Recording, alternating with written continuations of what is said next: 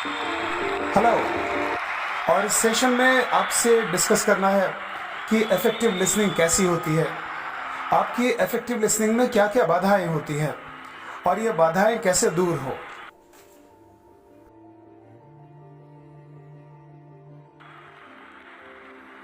इस सेशन में समझिए कि एक्टिव लिसनिंग के लिए क्या करना है और कैसे करना है।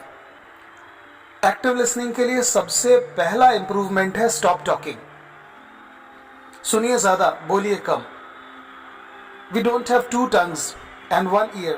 The reality is just opposite. We have one tongue and two ears. बीच में बात मत काटिए।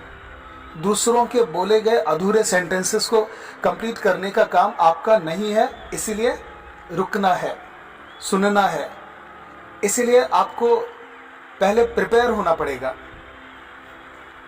एक्टिव लिसनिंग के लिए प्रिपेयर योरसेल्फ टू लिसन।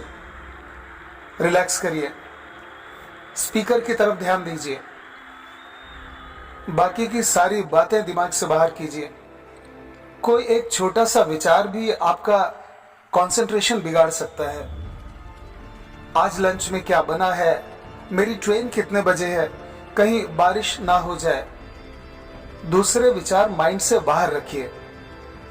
जो मैसेज आपको कम्युनिकेट किए जा रहे हैं उन पर कंसंट्रेट कीजिए। ऐसी सिचुएशन क्रिएट कीजिए कि स्पीकर खुलकर अपनी बात कह सके। स्पीकर को किस बात की फिक्र है, उसको किस समस्या का समाधान चाहिए, सर हिलाइए। अपने हाव भाव से, अपने शब्दों से इस तरह का माहौल बनाइए। स्पीकर को बोलने के लिए एनकरेज करिए। आई कांटेक्ट बनाइए, घूरिए मत।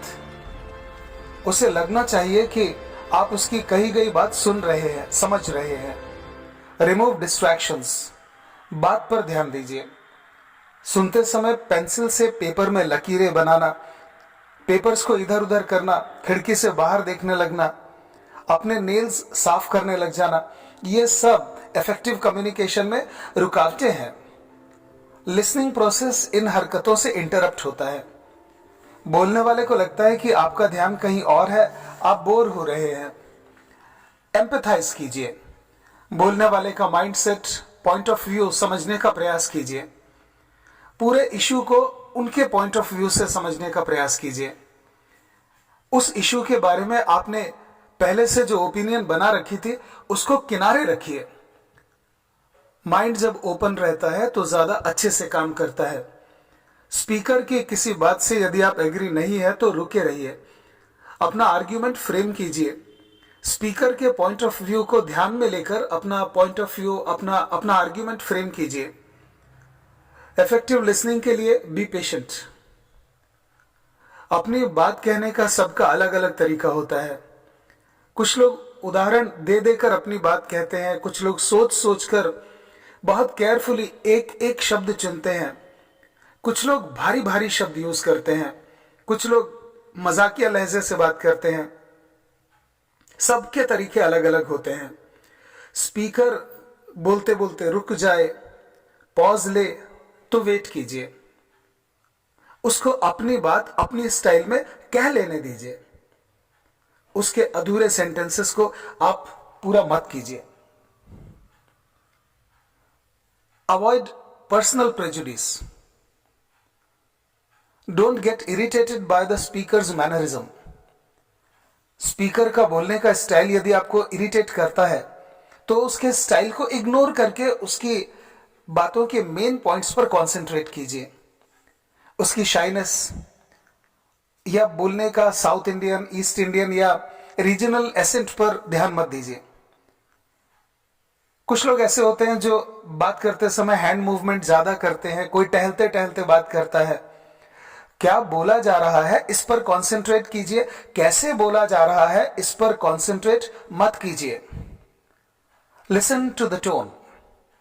लोग अपना पॉइंट ऑफ व्यू समझाने के लिए किसी खास टोन का, फेशियल एक्सप्रेशन का यूज करते हैं। आवाज के उतार चढ़ाव के जरिए, जिसे वॉइस मॉड्यूलेशन भी कहते हैं, अपना पॉइंट ऑफ व्यू एक्सप्रेस करते हैं। बोलने वाले की बात गहराई से समझने के लिए उसके एक्सप्रेशन, टोन, वॉइस मॉड्यूलेशन, उसके बोले गए शब्द, बोलने वाले इन सब चीजों को जोड़कर अपनी बात एक्सप्रेस करते हैं। Listen for ideas, not just words. किसी की बोली गई 10 बातों में से 2-3 बातें समझ ली, ऐसा नहीं, पूरी बात समझना है। मिलने वाली सभी इंफॉर्मेशंस को आपस में जोड़कर पूरी बात समझ जाना, शायद यही सबसे मुश्किल काम है। With proper concentration, letting go of distractions and focus, this becomes easier. शब्दों के सहारे बोली गई बात को समझना है।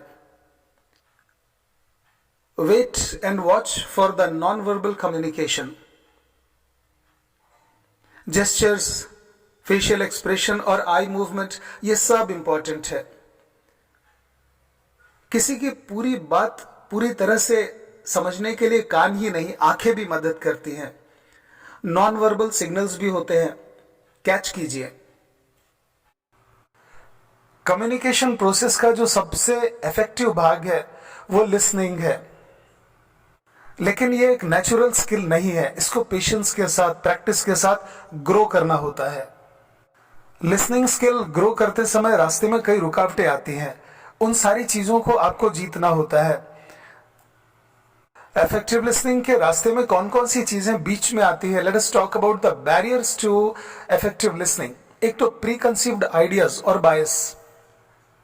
इफेक्टिव लिसनिंग के लिए एक ओपन माइंड होना बहुत आवश्यक है। ये जरूरी नहीं है कि you have to agree with all the points, you have to agree with the speaker all the time, लेकिन प्री कंसीव्ड जो आइडियाज होते हैं, जो पहले से हम लोगों ने मान के रखा होता है कि ये इस बात का तो वही अर्थ निकलने वाला है जो मेरे को पहले से मालूम है, तो वो प्री कंसीव्ड आइडियाज होते हैं। You can understand the other person's point of view and you are free to disagree. Interrupting is a problem for many reasons. एक तो पहली बात यह है कि इंटरप्शन, जो इंटरप्ट करना जो है ना, वो एग्रेसिव बिहेवियर को शो करता है और इससे हमको स्पीकर से एक नेगेटिव रिस्पॉन्स मिलता है जब आप उसको इंटरप्ट करोगे। और जो दूसरी बात है कि it is very difficult to listen and speak at the same time.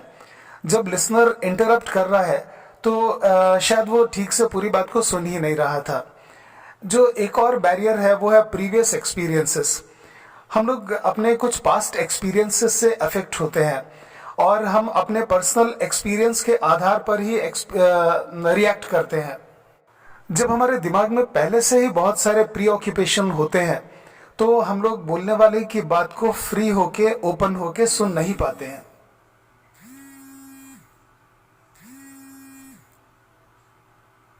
When we are very busy in thinking about our ready-made thoughts, so we do not welcome the new ideas, we do not welcome the new thoughts. एक और जो barrier है effective listening में वो है having a closed mind. हम सबके अपने आइडियल्स होते हैं, हम सबके अपने वैल्यूज होते हैं, हम बहुत सारे राइट और रॉन्ग जानते हैं कि ये राइट है, ये रॉन्ग है। इफेक्टिव लिसनिंग के लिए एक ओपन माइंड होना बहुत जरूरी है।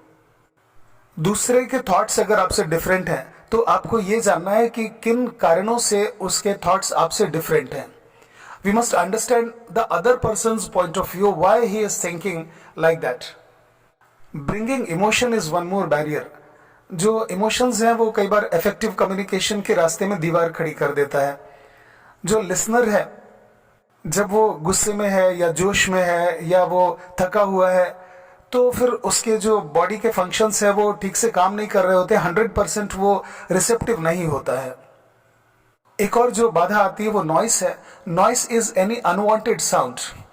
ये क्लियर कम्युनिकेशन के रास्ते में एक बहुत बड़ी रुकावट है।